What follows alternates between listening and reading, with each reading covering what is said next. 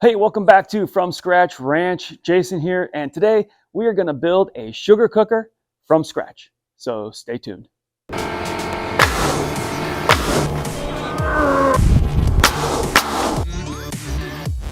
So it's sap season right now, and I've been waiting for this day for a whole year. Last year, I discovered that you can tap black walnut trees to get it sap to make syrup. We didn't have any maple trees whatsoever on our 47 acres of land, but we did have a lot of black walnut trees. So when I discovered that, I'm like, we got to tap some of these trees and see what it's like.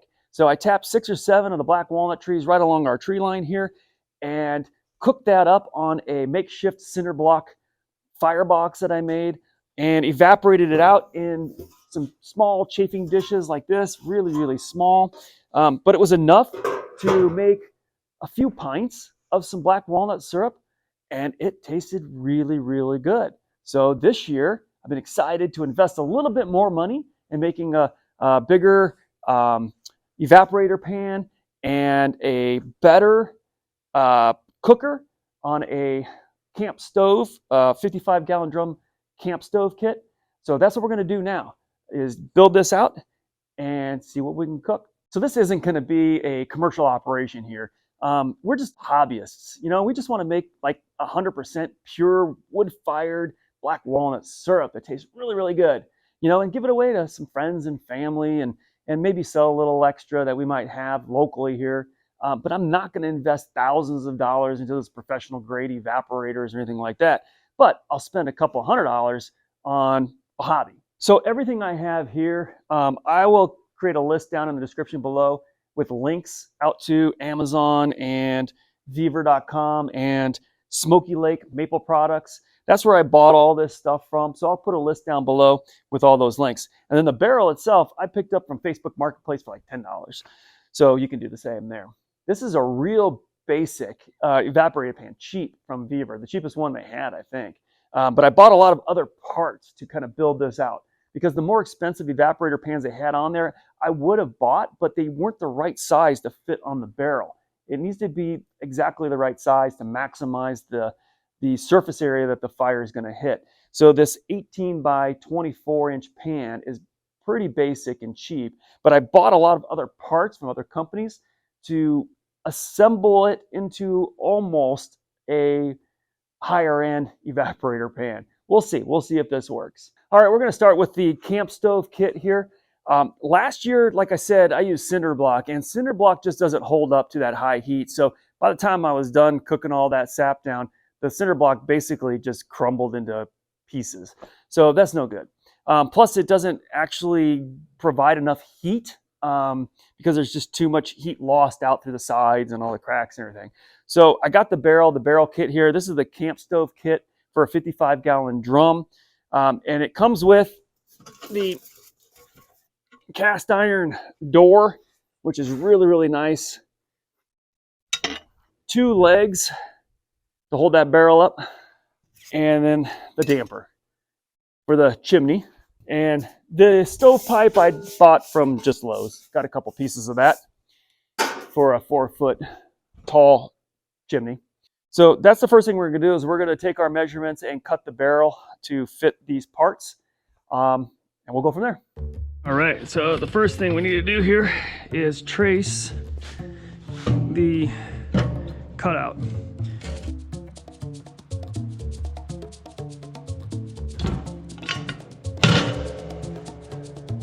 I'm going to use a grinding wheel to cut through this, but before I cut anything, I'm going to open this up because I'm not sure if this was some kind of resin in there.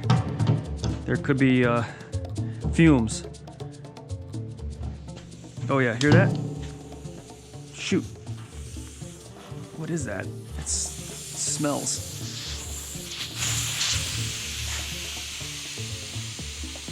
Yeah, it's built up pressure in there.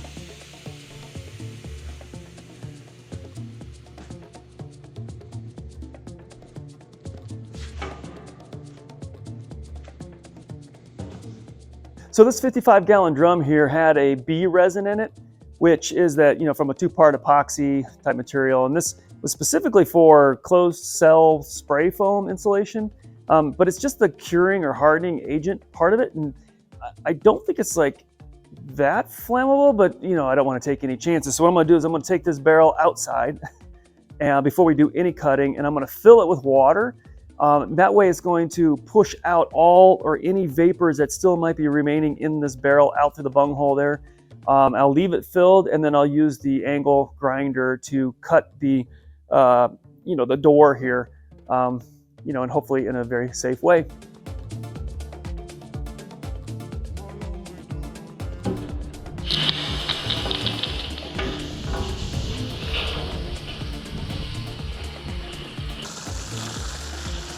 All right.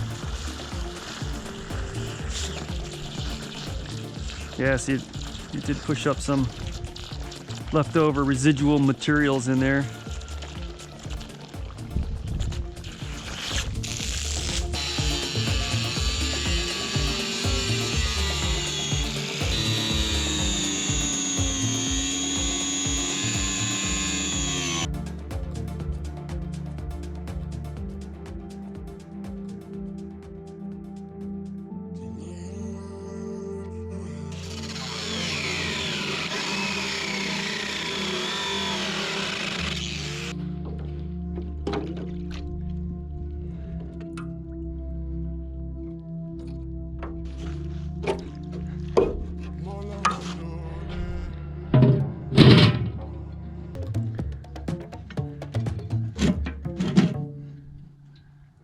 Okay, now that I got the door opening cut and the barrel sitting temporarily on the feet, I just propped it up on there. It's not bolted in or anything. And I rotated the barrel to where I'm perfectly vertical here and plumb down the center of that door and through the center of that bunghole there. And then I found center on the back side here. Just use my tape measure and just kind of measuring to the center there and marking it multiple times and getting to the center, and then using a level to plumb it up to get my mark at the top there. And then just using my level here, I drew my line. But before I did that, there's a seam right here also. And so what I did is I just measured also here to make sure that that was the same measurement on both sides, using the seam as my reference. So then I drew my line, and now that's my center point here. So my pan is going to get cut here. I've got the flue here to mount the chimney to. So I'm going to place this on as far back as I can. So here's the evaporator pan, and if I put that just kind of temporarily in the front, leaving a little space in the front there, it's about an inch or so. I got plenty of room in the back here. And I'll position this later, but this is how, you know, I need to make sure I've got enough room here. And this is why I got an 18-inch wide instead of a 24, because a 24 would have gone beyond the edges of the barrel. And when I cut this down, it's gonna sit real nice right in there. And 24 inches is pretty much as long as you can go, unless you were to put the chimney out through the back here, which can be done. Just not with this kit. What I'm going to do here now is mark where my bolts are going to go, and so I can drill those holes.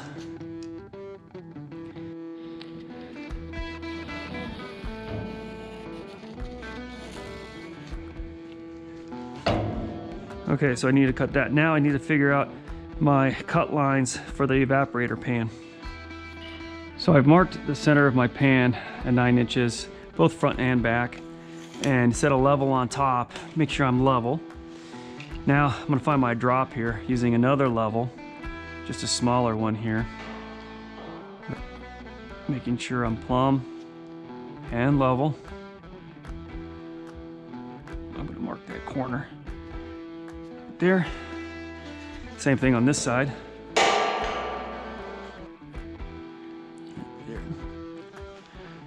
So dropping straight down, these marks here are where I want to have my height of the pan. And now just using that mark there where I know that's where I want the pan to be and finding level, can draw my line.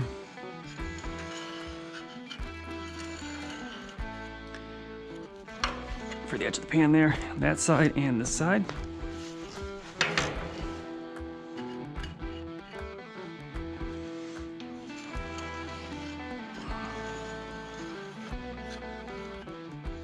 I'm gonna mark the edge of the pan this direction, and the same thing on the back side.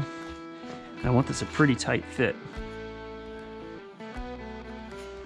All right, so now that I know the distance here, that's 9 1/4. Measure down here, 9 1/4. Same on this side.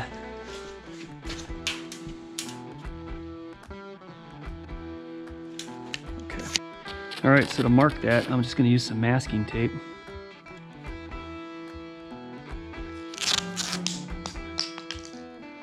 And then this side, same thing.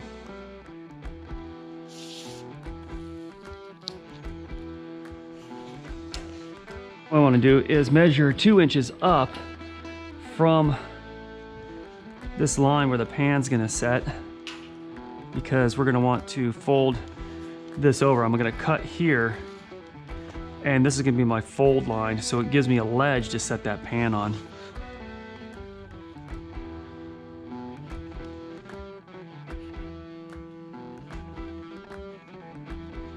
Using my level again as a straight edge. Make sure that's level, yep. And draw my real cut line here.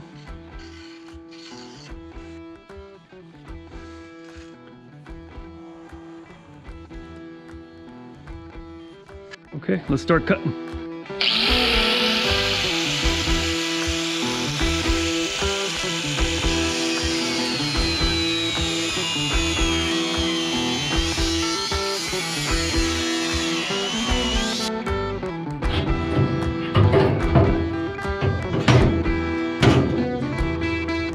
Okay, next I'm gonna cut the ribs here, because I'm gonna fold this over, and these ribs will make that a little bit more difficult. So if I at least cut a kind of perforate it there, that'll help fold that over.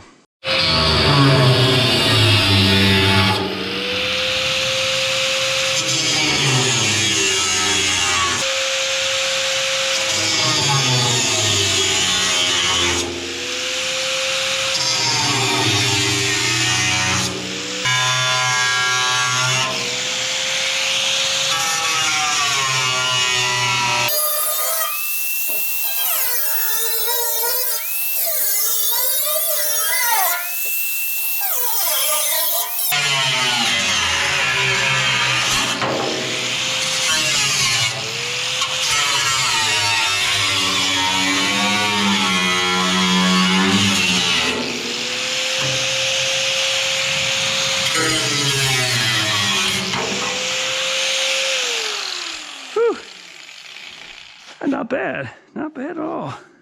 All right, so before I fold these flaps down to hold the pan, I just want to make sure the pan fits. All right, will it fit?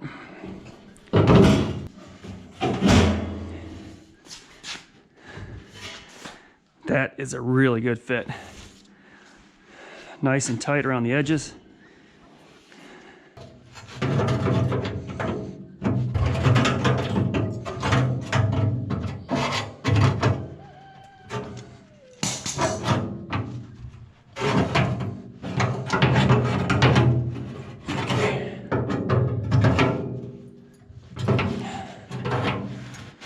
So yeah, these ribs here, you know, when I bend this down, they're a bit elevated. So when I lay my pan across this, these are gonna lift it up, and there's gonna be an air gap there.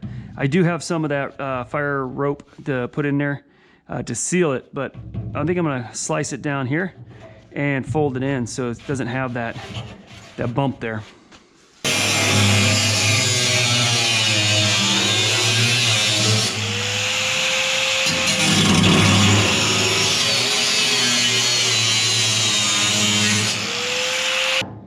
So now I can fold this in that way.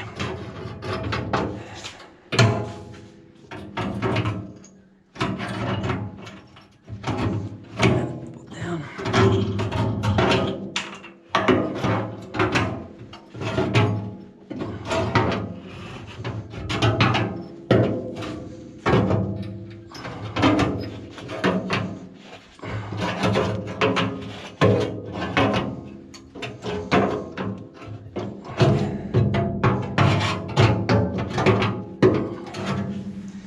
Let's see how this fits now.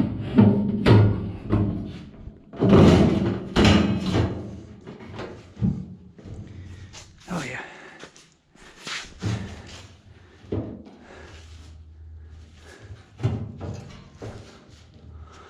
Yeah, that's perfect. Look at that.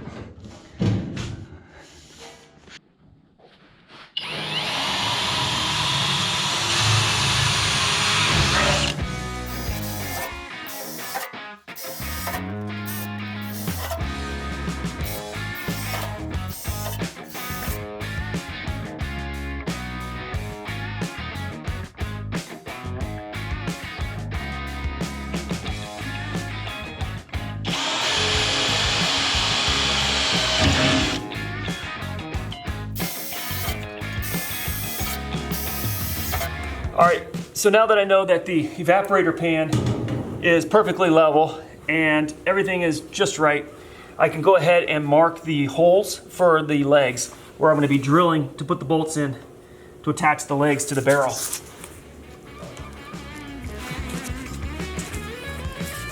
Okay, now I'll tip the barrel up and drill those holes. Okay, now that I got everything cut out like I needed to and all of the holes drilled for all of the bolts, I'm going to build a big old fire in this thing because I want to burn off all this paint and whatever other goo that might be in there. Get rid of that. We'll clean it up and then we'll paint it with some high heat paint. All right, I've loaded it up with some scrap wood here. Just some scrap lumber laying around. Piece of fat wood under there. Get that going. Let's see what we got here. We'll burn this thing really good and hot. I'm gonna just load this up with all of the trash wood I've got and get rid of that at the same time. Check that out, that is so hot. That little piece of wood underneath the barrel caught fire just to be in proximity to the outside of that barrel. Thing good and hot and cooked off a lot of that paint. And what happened was paint really didn't come off of it, but it rained the night after I cooked this thing, and the rain actually washed off a lot of it, but you can see there's still some here. If the rain's gonna wash this off, and this is probably a lacquer-based paint or oil-based paint, it's gonna just wipe right off, and it does. So I'm just gonna clean this up a bit, get whatever paint I can off, and then we'll paint it black with the high heat paint.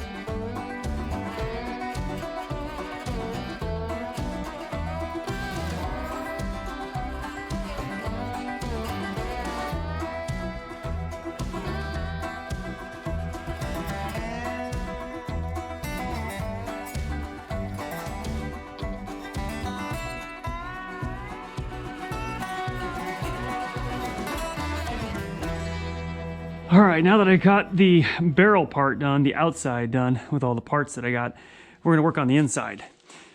First thing I'm gonna do is add some sand to the bottom.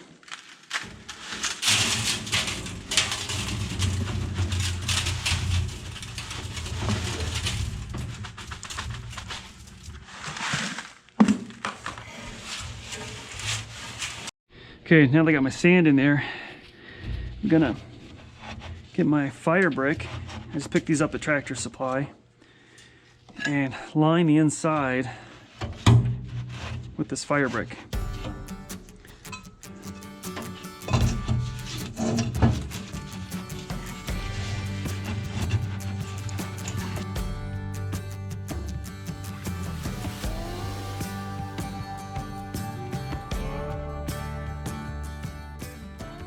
Okay, so my main fire is gonna be right here in the front, right in the main area where the pan is gonna be at. So all that space back there is really dead space.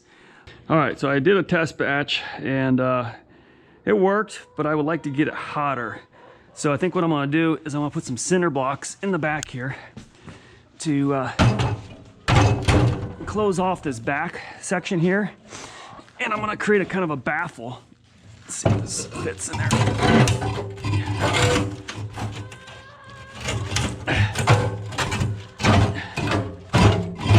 Yeah, okay. And then the part that I cut out here, I'm gonna cut this. See if I can create a baffle, yeah. So I'm gonna cut like right here, put that piece in there, and that'll keep the heat and the flames from just shooting up the chimney there, and allow all those hot gases to recirculate in here, and then the smoke will come all around the sides, you know, and then out. Yeah, I think that's gonna work. So I'll go ahead and cut this to fit.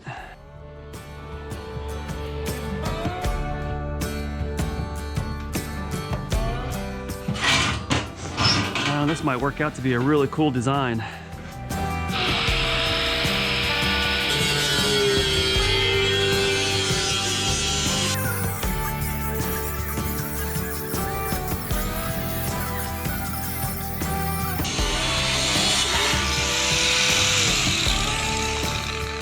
All right, let's try this out.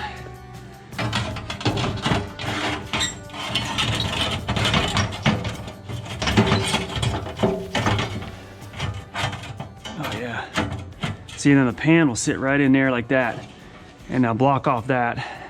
Smoke will have to come through the sides and up above this. Let's try the pan out. Yeah, that's nice. So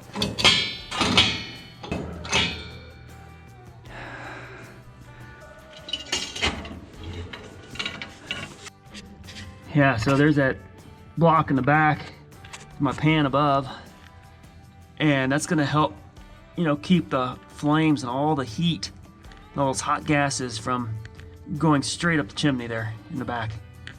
Hopefully that'll work. I mean, it's the best I can do with the materials I have right now. Okay, now we want to assemble our valve and our draw-off spout.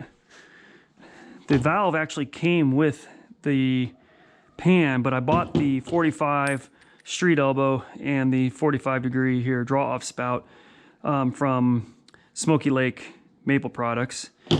And the Beaver evaporator pan here came with the nipple here and the actual ball valve. And it did come with some Teflon tape, but I had some over here already. So I'm going to use this to put on those threads.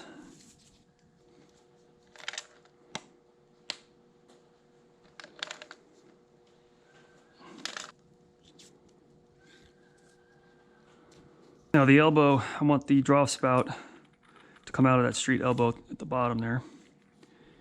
So I'll put this piece on first, and then we'll attach this onto there.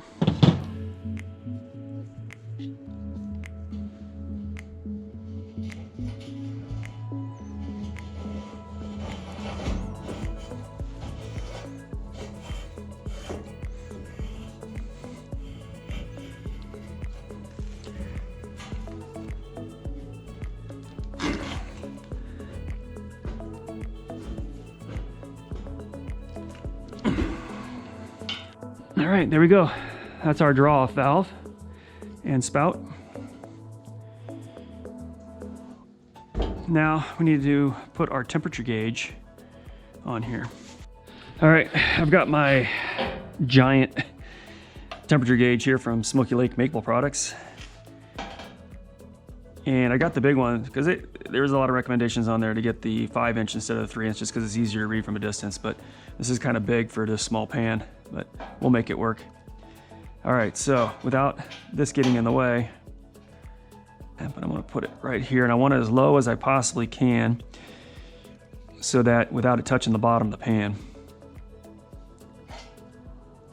So I think that's the spot right there. So this is the bulkhead kit that I bought on Amazon for this size. I think this was 1/4 inch. And this is the female side. So this will allow me to screw this in to a female fitting on this bulkhead here. So I need to drill, I think, a 1/2 inch. I'll have to measure that to fit this nipple in there.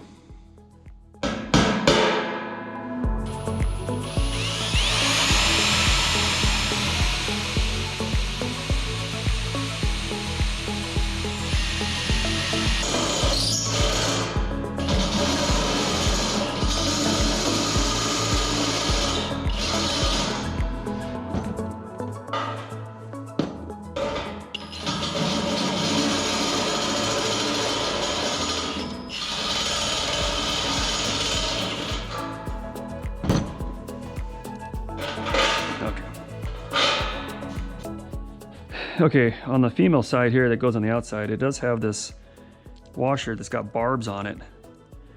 And I think that's to hold the silicone gasket here so it doesn't spin.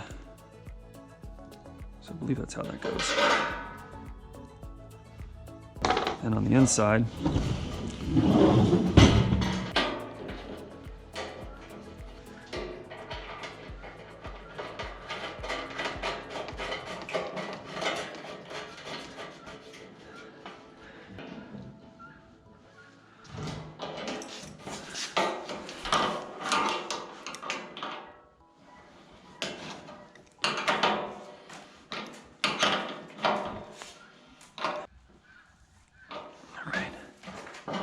nice and tight.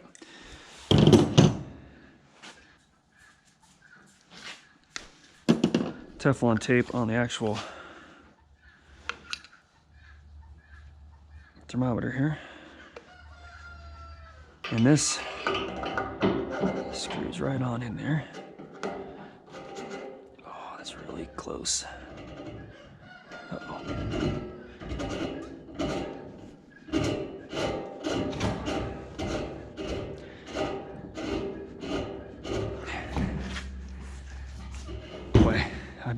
Yeah, it's really close.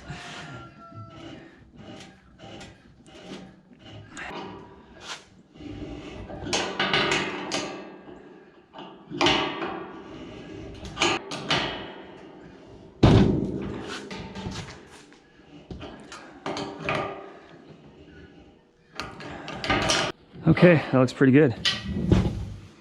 Look at that. Now, let's see how it fits onto here. We have our own DIY cooker for a lot less the cost. All right, so my warming pan, I'm gonna get some angle iron, I think, to put across there to give that more support, but that's gonna sit there. And then my drip valve will go on this side here because I think I want it on the opposite side here. So probably about right there.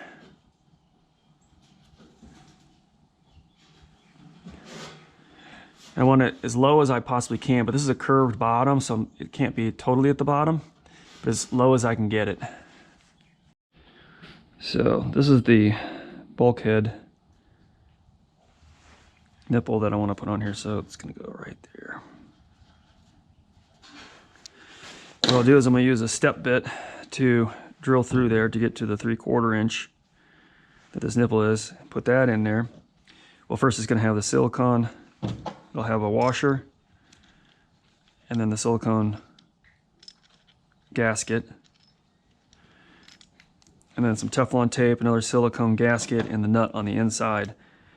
And then I'll be able to screw the valve onto that. I'm just gonna put a little dent in there to get it started.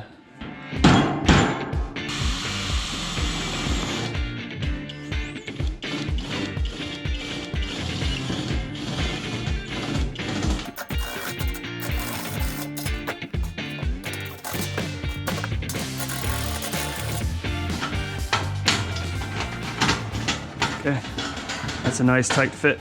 Actually threads on there. All right, so now I got my washer.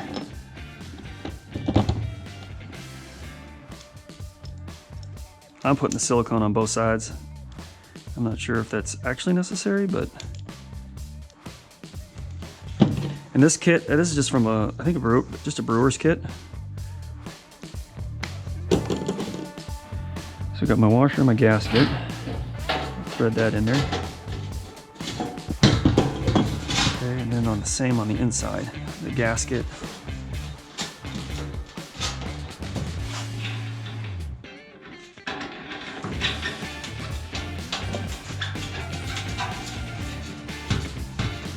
All right, just a couple wrenches to tighten that up.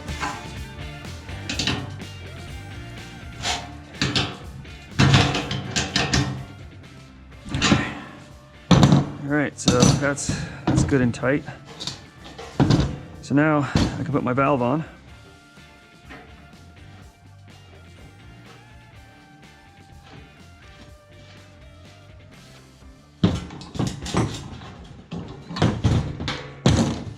Okay, there we go. I'll set on top like that. And I got my slow drip valve. Just like that. There you have DIY cooker. See how